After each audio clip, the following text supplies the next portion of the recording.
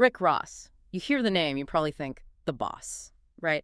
This titan of hip-hop, music filled with lavish wealth, street hustles, building an empire. Absolutely. He embodies that idea of overtowing the system, crafting this very specific narrative. But what if that whole foundation, that larger-than-life image, has this, well, surprising documented secret, something that seems to completely contradict what we think we know? The plot thickens. Yeah, exactly. So today we're doing a deep dive into that very story.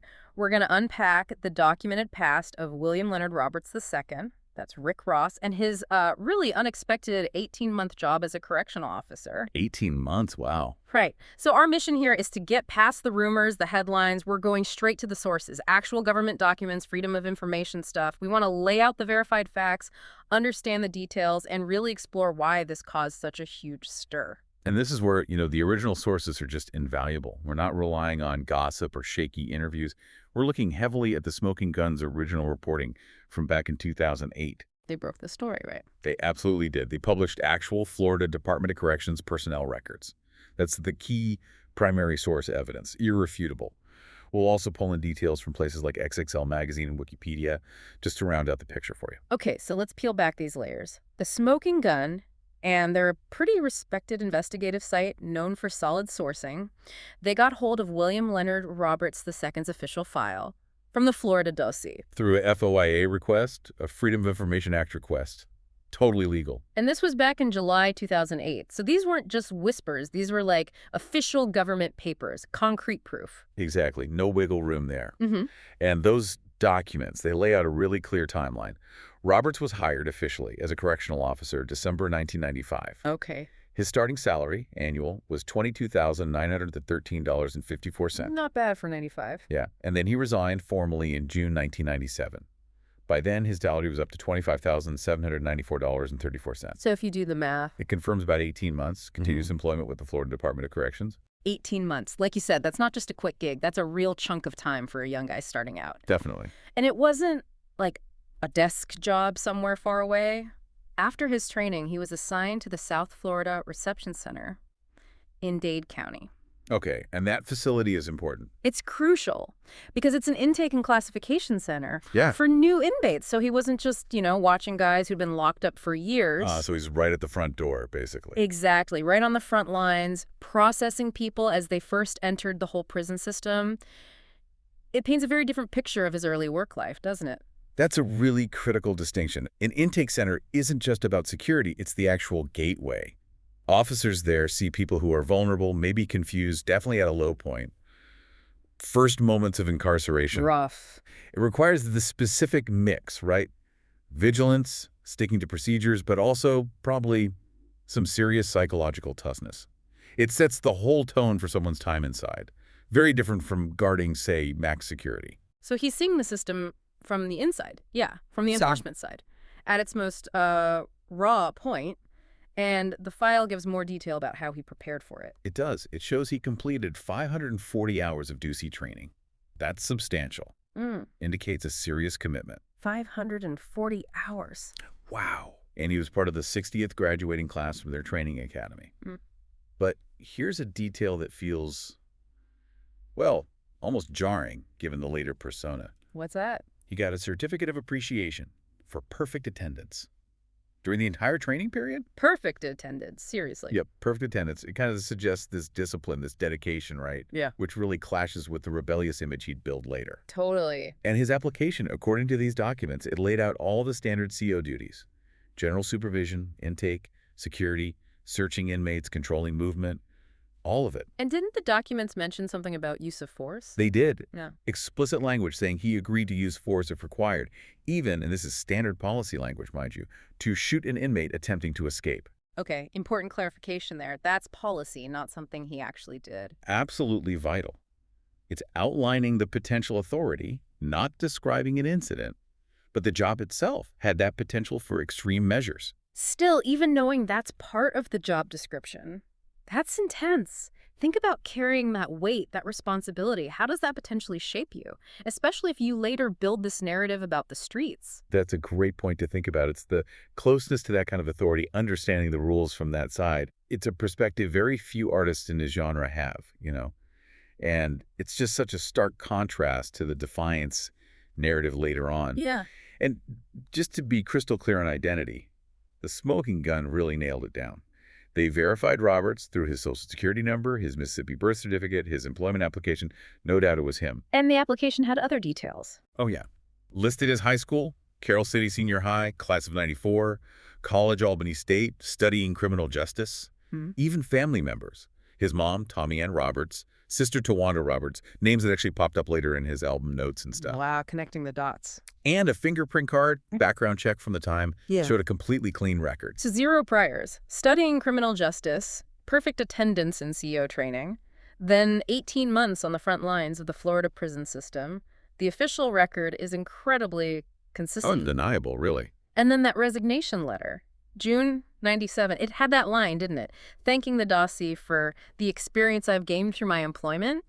That makes you stop and think, right? What kind of experience was he talking about? Especially knowing what came next for him. That phrase is definitely loaded, isn't it? I mean, sure, it's professional courtesy and a resignation. But given the later persona, it kind of hints at this deep internal understanding of the system. From the inside. Exactly. A period of intense learning, exposure. It had to have informed his perspective, even if he later spun that experience into a totally different story for the public. And it's that experience that just throws a massive wrench into the whole Rick Ross image. Because this is where the hard evidence smacks right into the empire he built. Precisely. This is where it gets fascinating. Yeah. Where documented reality just clashes, like head-on, with the public image he worked so hard on. Because Rick Ross, the rapper, built his whole thing pretty much from scratch around the name and the vibe of Freeway Ricky Ross. The infamous 80s drug trafficker. Yeah. L.A. crack cocaine scene. Big-time operator. Right. And Ross's music, his whole public persona was just soaked in drug kingpin themes, street cred, overcoming the system, not being, a paid employee of the system. Yeah, not enforcing its rules. And that stark contrast, it just exploded when the smoking gun dropped that report in July 2008. And the photo, right, the supposed graduation photo in uniform. That photo became iconic. Yeah. Infamous, maybe. It caused a massive controversy. And maybe predictably, Ross's first reaction was denial. Denied the photo was real, denied the whole story. Which is often the first defense, isn't it? When something threatens that carefully built brand. Especially a brand built so heavily on authenticity, or at least a specific kind of authenticity. But it didn't hold up, did it? Nope. The Florida Dossie spokesperson quickly confirmed the photo was legit. And the documents, they matched his name, social security number, everything. The evidence was just overwhelming. So eventually. Eventually, yeah, after all that concrete proof came out, Ross did admit he'd worked as a correctional officer. Though even years later, he or his team might sometimes kind of downplay it, dispute the exact time, the nature of the job, try to minimize it, perhaps. Trying to reshape the narrative a bit. Maybe. And if you think about hip-hop culture specifically, this kind of revelation was potentially devastating. In a genre where authenticity and street cred are like currency. They're huge. Paramount. Street credibility in hip-hop isn't just about where you grew up. It's about the perceived legitimacy of your story. It's like this unspoken deal between the artist and the listener, that your tales of struggle, hustle, success, they're rooted in real lived experience on the streets. So being part of the system. Especially as a Keo. For many, that felt like a direct challenge to that whole foundation, that trust, that artistic integrity, in a genre that often celebrates defying the system. It's definitely different than, say, rock or pop music, where maybe an artist's backstory isn't quite as central to the art itself. Right. In hip-hop, often the narrative is the art.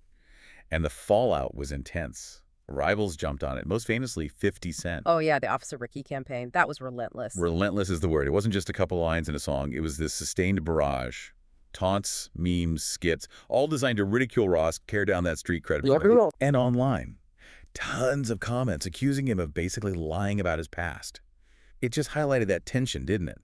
Between the crafted narrative and the cold, hard, documented facts. Almost like a Shakespearean flaw being exposed by his biggest rival. It really put his fan base and the whole industry to the test. But it also shows, the tightrope these artists walk. You build this persona. And one documented fact can just try to unravel the whole thing, or at least people will try to use it to unravel it.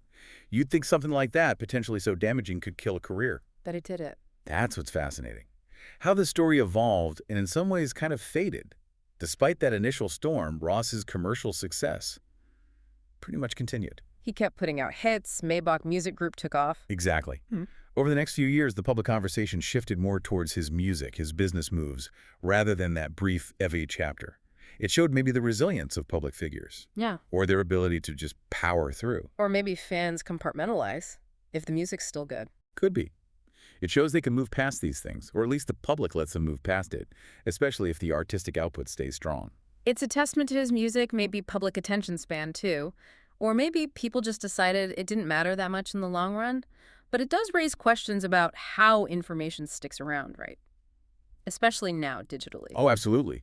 Because the story didn't completely disappear.